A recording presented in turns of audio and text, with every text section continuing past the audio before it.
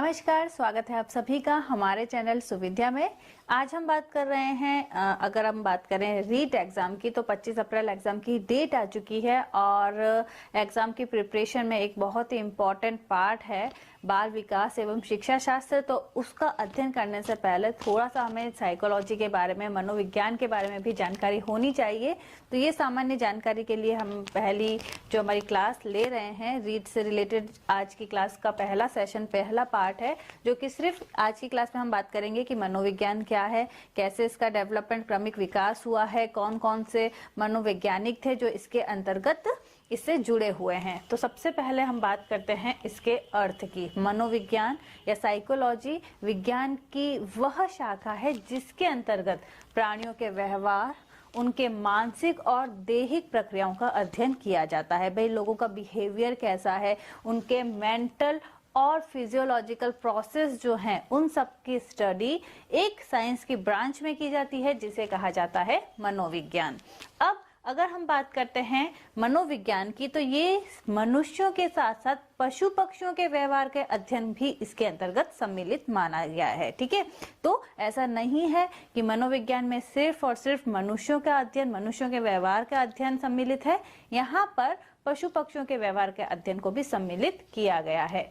अगर हम बात करते हैं हिंदी का शाब्दिक अर्थ देखें मनोविज्ञान, इसका अर्थ होता है मन का विज्ञान। ओके, मन का विज्ञान इसका शाब्दिक अर्थ है। और अगर हम अंग्रेजी में देखें साइकोलॉजी, तो साइकोलॉजी जो शब्द है वो ग्रीक अथवा यूनानी भाषा के शब्द से लिया गया है, वहां के शब्दकोश से लिया गया है, जो कि दो शब्दों से मिलकर बना है, साइकी प्लस लोगोस। साइकी का मतलब होता है आत्मा और लोगोस का मतलब होता है अध्ययन। तो अगर अंग्रेजी में जो इसके अर्थ है साइकोलॉजी, उसके आधार पर इसे कहा गया है आत्मा का अध्ययन। ओके, और हिंदी के आधार पर हम आसानी से बता सकते हैं मनोविज्ञान अर्थात मन का विज्ञान। अब बहुत सारे जो मनोवैज्ञानिक हैं वो इसके अंतर्गत इससे जुड़े हुए हैं।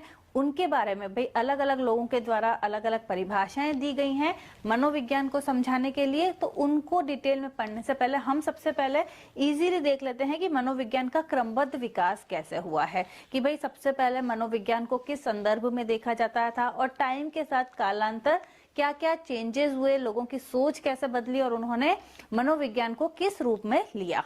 तो ये एक छोटी सी हम शॉर्ट ट्रिक देख सकते हैं, आम चाव से खाओ। ओके, छोटी सी ट्रिक है, आम चाव से खाओ। तो यहाँ पर देखिए आपको चार चीजें याद रखी हैं।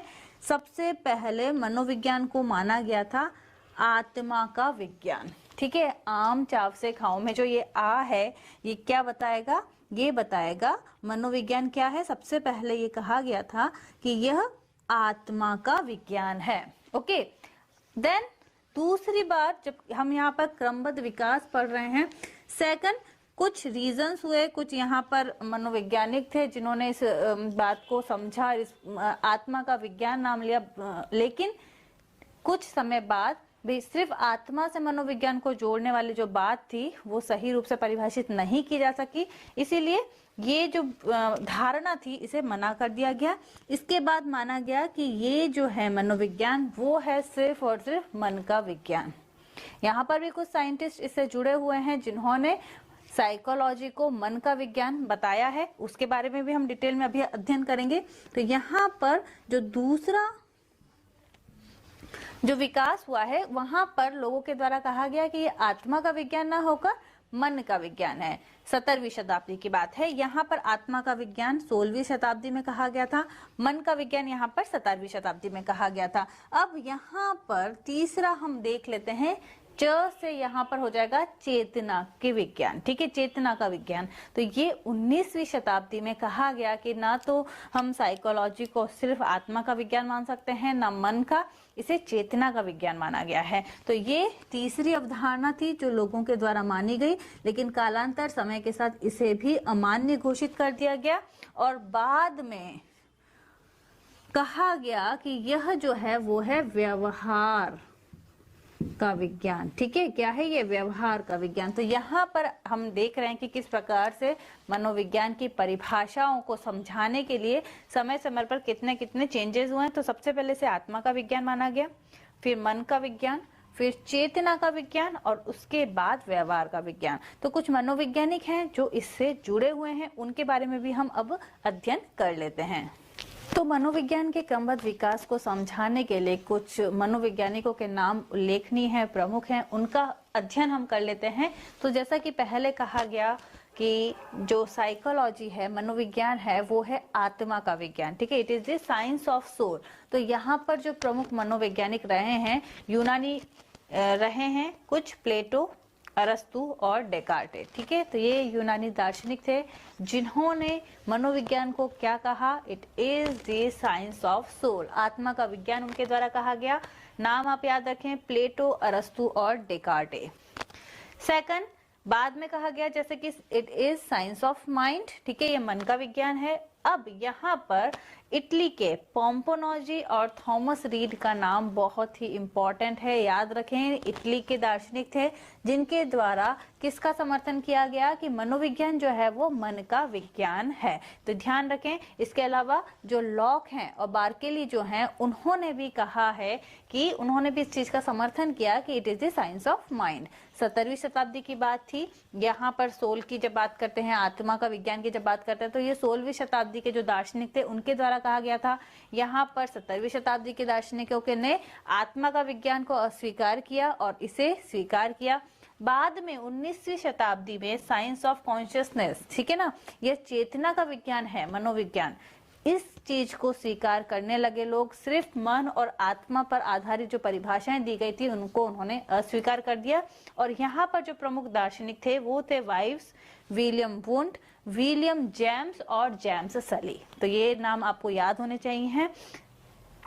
Wives, William Wundt, William James और जेम्स सली 19वीं शताब्दी में इन्होंने साइंस ऑफ कॉन्शियसनेस को अपनाया, लेकिन फिर सिर्फ चेतना के आधार पर ही हम मनोविज्ञान को नहीं समझा सकते। इसीलिए तो जो मैकडूगल है उन्होंने आउटलाइन साइकोलॉजी में चेतना शब्द को बुरा शब्द, बुरा रूप में भी बताया है। तो फाइनली इस नाम से भी मनोविज्ञान को जाना जाए, ये चीज को अस्वीकार किया गया और उसके बाद कहा गया कि it is the science of behaviour and experience, ठीक है। यह जो है मनोविज्ञान जो है वो व्यवहार तथा अनुभूति का विज्ञान है। ये बात कही गई है 20वीं शताब्दी में। किसके द्वारा कही गई है? वॉटसन, मैकडूगल, वुडवर्थ और स्कीनर, कुछ प्रमुख उल्लेखनीय मनोवैज्ञानिकों के यहाँ पर नाम हैं जो कि इसका समर्थन करते हैं और फाइनली इसी को अभी सबसे ज्यादा समर्थन मिला है, इसी को एक्सेप्ट किया गया है। ये चीज आपको याद रखनी है।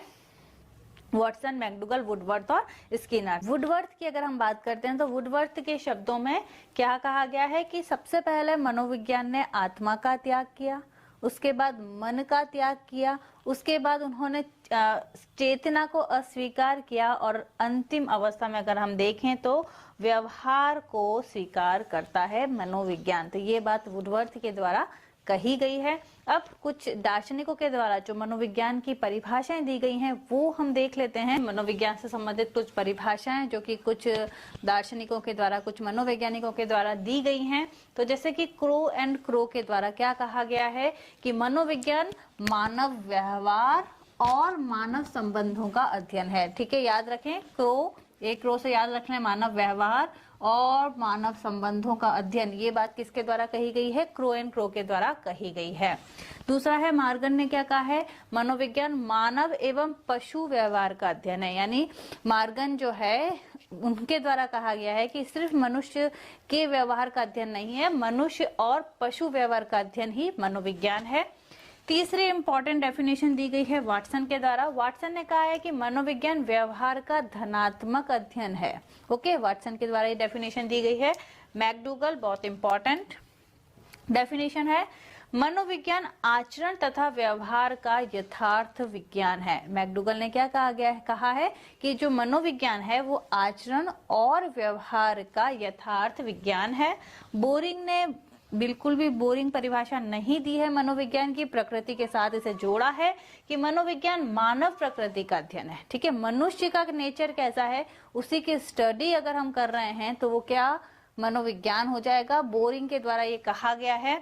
और वुडवर्थ के द्वारा कहा गया है कि मनोविज्ञान वातावरण के संपर्क में होने वाले मानव व्यवहारों का अध्ययन है। ठीक है, हर व्यक्ति जो है वो अपने एनवायरनमेंट से कुछ ना कुछ प्रतिक्रियाएं जो देता है, तो उन्हीं का अगर हम अध्ययन कर रहे हैं, मनुष्य के व्यवहारों का ही अगर हम अध्ययन करते हैं तो वही है मनोविज्ञान। तो ये कुछ महत्वपूर्ण परिभाषाएं हैं जो मनोविज्ञान से संबंधित जरूरी हैं। अगर आ जाता है कि मनोविज्ञान के आदि जनक कौन है, तो मनोविज्ञान का जो प्रारंभ है या सबसे पहले इस बारे में जो बात है वो किसके द्वारा की गई है?